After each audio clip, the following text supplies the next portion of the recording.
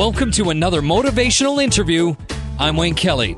Today I feature Dr. Breakthrough, Mr. Stan Harris. And he's called Dr. Breakthrough because he uses demonstrations to teach people how to break through any limitation that might be holding them back. You know the fear barrier? He'll blow you right through that, no problem. In one of his breakthrough seminars, over 108 people broke a board, some broke two for the very first time, and it spanned from an 8-year-old boy to an 81-year-old woman, all without any injuries. He might in fact go down in history as the man who taught more people how to break a board or brick than any other person in history. He's one of the most dynamic speakers you're going to hear. This is Dr. Stan Harris. My story, I tell you, it's incredible. I was born in Harrisburg, Pennsylvania, in the ghettos, and Dad left when I was 3 years of age. And I, as a 6-year-old boy, was out in the middle of the field playing. A gang of teenagers came my way, and this is a lesson I try to teach people in life, and that is instead of being captured by your fear, you need to be catapulted by your fear. Because I froze in my tracks. I didn't even try to run. There's a possibility I could have gotten away, but I didn't even try to run.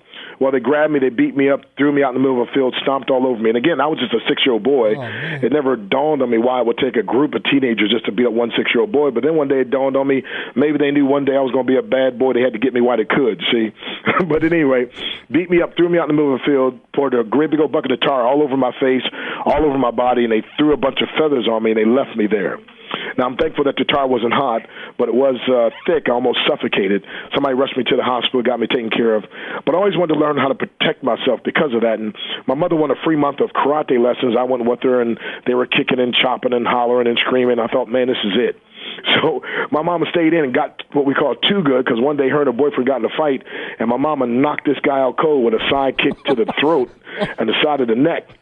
I looked at my brother Ronald. Ronald looked at Lonnie. We looked at the guy on the ground and said, man, whatever you do, don't mess with my mama. My mama's bad. So 36 years ago, I got started in martial arts for two reasons. One, to protect myself. And two, I thought if I became a champion, people would help me. People would respect me and like me and so forth. And so through that journey, which I wanted just to learn self-defense, but they taught me the most important lesson in life, and that is self-discipline. The greatest of all victories is the conquest of one's own self. And learning to have that self-discipline is what propelled me to now 36 years later, I'm now a 10th degree black belt, which is less than 100 of us in the world.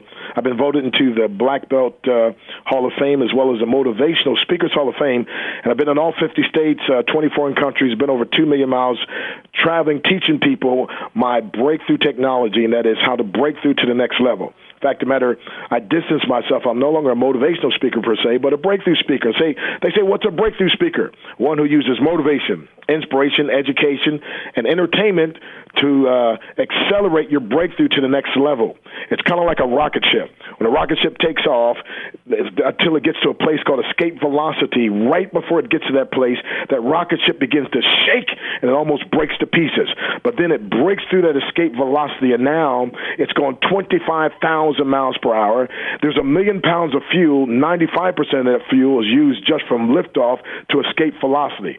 From that point, it virtually uses no more fuel, and that's what the breakthrough is all about. The breakthrough is like that caterpillar, slow and ugly, crawling on the ground. But after a while, it ends up in a cocoon, and now it's a beautiful butterfly.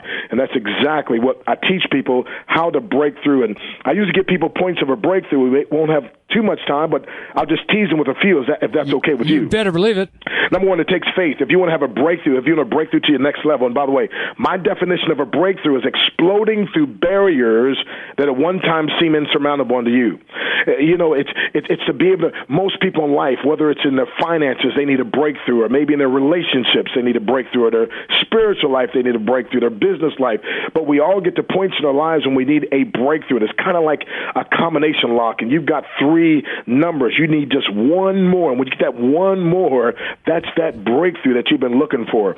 And so if you're going to have a breakthrough, number one, it takes faith. And I use the metaphor of breaking a board. It takes faith. You see, if you think you are beaten, you are. And if you think you dare not, you won't. If you like to win but think you can't, it's almost a cinch you won't. If you think you will lose, you've already lost. For this powerful truth we find, success begins in a person's will. It's all a state of mind. For life's battles don't always go to the stronger woman or man, but sooner or later those who win are those who first think, then know that they can. Booker T. Washington, that great black statesman of years gone by, said everything in life that I began with the ideal I can and will succeed. See, if you're going to have a breakthrough, you got to have faith. Some people say fake it till you make it. No. Faith it till you make it. And faith, F-A-I-T-H, stands for find answers in the heart. I like what Muhammad Ali said. He said, I said I was the greatest a long time before I ever believed it. And so sometimes our faith is increased by hearing ourselves talk. You know, MIT did a study. They said it takes 16 positive comments to offset one negative comment. And also they found out that 83% of our self-talk is negative. So I teach people to program themselves to success by using powerful words that they say to themselves so they can hear themselves saying it, so that will increase their faith, because the good book says faith cometh by hearing. And so you need to hear something. So first of all, you got to have faith. So I used to watch them break boards. I was like, man, I could never do that. As long as I said I could never do it and thought I could never do it, I never tried. And guess what? I never did.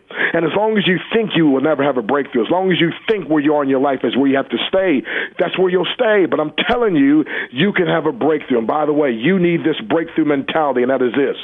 Everything in life worth doing was declared impossible by someone before it was done.